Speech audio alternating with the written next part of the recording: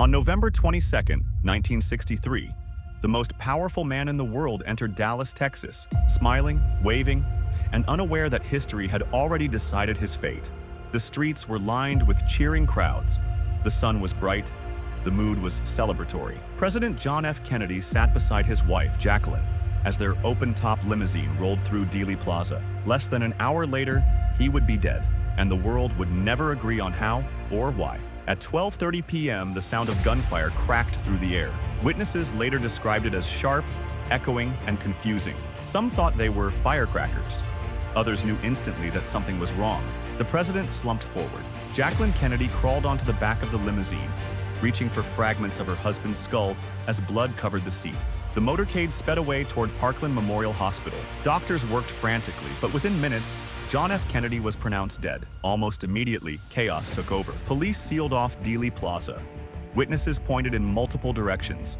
Some said the shots came from behind. Others swore they came from the front, near a small hill crowned with a wooden fence, a place that would soon be known around the world as the Grassy Knoll. Meanwhile, attention turned to the Texas School Book Depository, a brick building overlooking the plaza. Inside that building worked a 24-year-old former Marine named Lee Harvey Oswald. Oswald was arrested just hours later, not at the scene but in a movie theater, after allegedly killing a Dallas police officer named J.D. Tippit. Calm and defiant, Oswald denied everything. "I'm just a patsy," he told reporters. He claimed he had been framed. 2 days later, before he could stand trial, Oswald was shot dead on live television in the basement of Dallas Police Headquarters by Jack Ruby, a nightclub owner with known ties to organized crime. The man accused of killing the president was silenced before he could speak. For millions watching, the message was unmistakable. Something was very wrong. The U.S. government moved quickly to restore order. President Lyndon B. Johnson established the Warren Commission to investigate the assassination. After nearly a year of testimony and analysis, the commission concluded that Lee Harvey Oswald acted alone, firing 3 shots from the 6th floor of the book depository.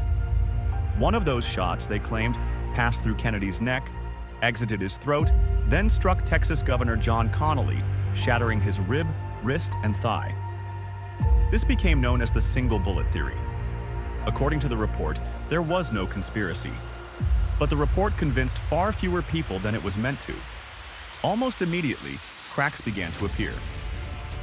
Witnesses who heard shots from the front said their testimony was ignored. Medical evidence raised questions about bullet trajectories. Photographs and X-rays were disputed.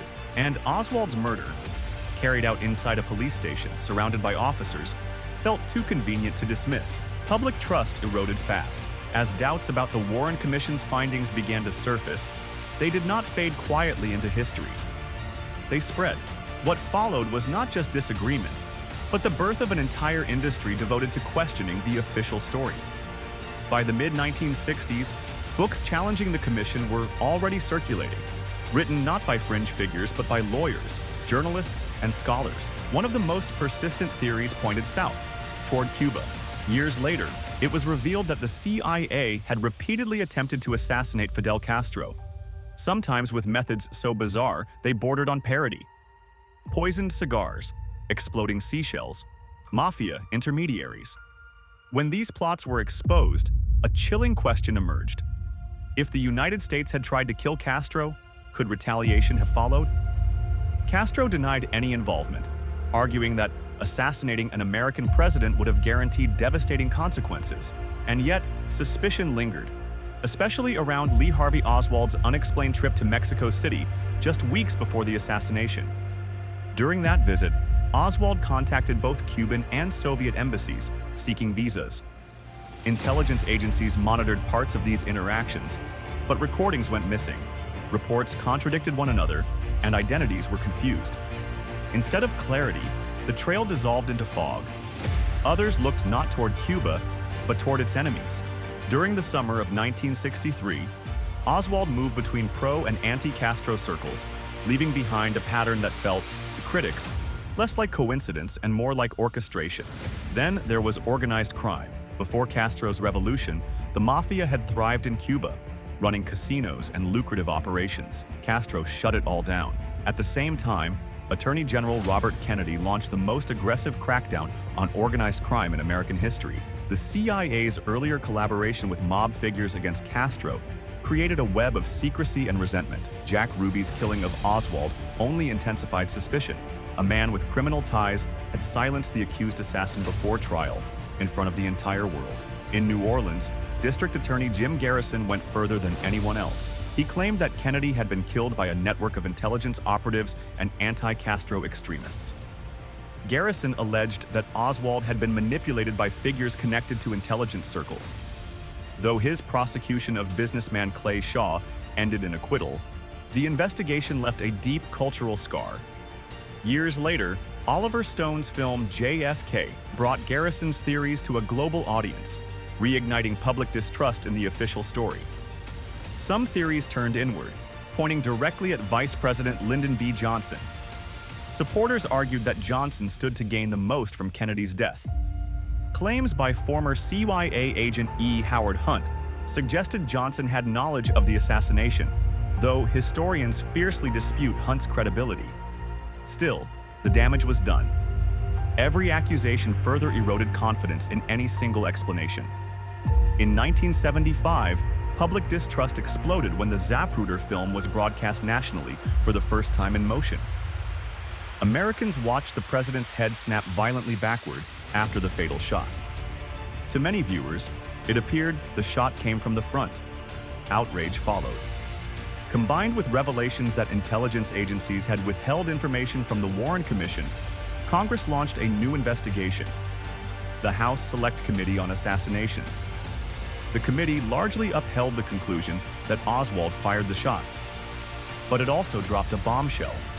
An acoustic analysis suggested there may have been 4 shots, not 3, and that one could have come from the grassy knoll. The committee concluded that Kennedy was likely assassinated as the result of a conspiracy, but could not identify who was involved. Later, the audio evidence itself was challenged and partially discredited. Once again, certainty vanished. Decades passed. Millions of pages were eventually declassified, especially after the release of Oliver Stone's film forced Congress to act. Surveillance records showed that Oswald had been on the radar of intelligence agencies long before the assassination. Internal memos revealed confusion, failures, and missed warnings. Still, there was no smoking gun, only fragments. In 2023, the past spoke again. A former Secret Service agent claimed he had handled a bullet at Parkland Hospital in a way that contradicted the single bullet theory. Critics questioned his silence for decades. Others saw his account as yet another fracture in an already broken narrative. All of this was meant to bring closure. Instead, it did the opposite. With every document released and every witness speaking late in life, the story grows larger, not smaller.